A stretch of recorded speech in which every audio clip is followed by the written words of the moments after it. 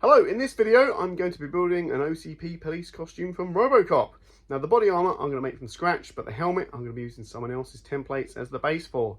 Now I've been a massive fan of Evil Ted for many years, and it's one of his patterns that I'm going to be using.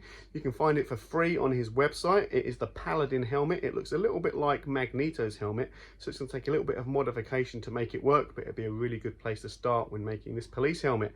The bits that I'm going to add to this helmet, the detail pieces, I'll be also releasing templates for, and you'll be able to find these also for free on my group, the Perfectly Imperfect Makers Community on Facebook.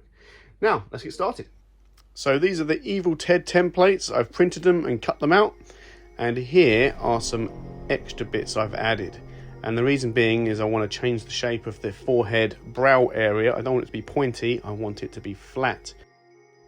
And here you can see mine compared to how it looked like originally.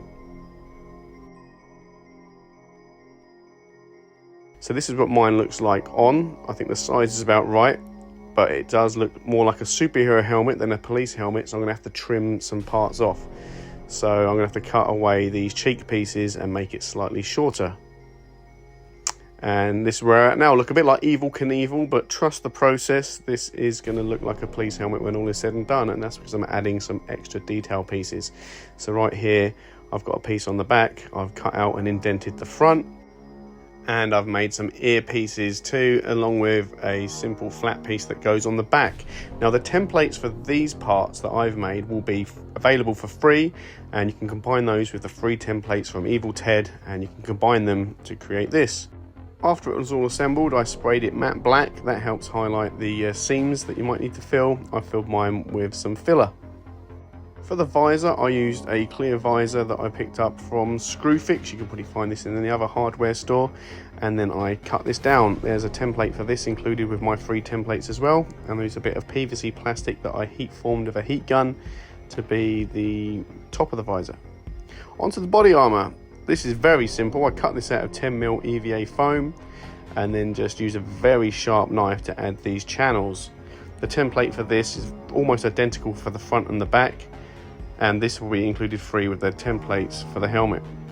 The sides are secured together with Velcro, as are the shoulders, and this is Doug modeling it because this costume is going to be for him. I got this to fit as best I could by using a heat gun to heat the back of the foam and then bend it into shape, and when it cools, it holds that shape. A nice touch for the costume will be these patches. I got these from Demogorgon Things over on Etsy. They were pretty cheap and they arrived really fast, so thank you Demogorgon Things, these are amazing. So I pinned them into place, and I used the business card that they gave me to make sure they're the same distance on both sides, and I just made them the card's width away from the shoulder seam, and that seems to fit pretty well. I hate sewing, but this didn't take too long to sew them on, and while I was at it I made some little straps and buckles to go on the helmet to act as a chin guard. I then bent some aluminium rod to make a microphone and then painted the body armour with acrylic blue paint, and that was it, job done.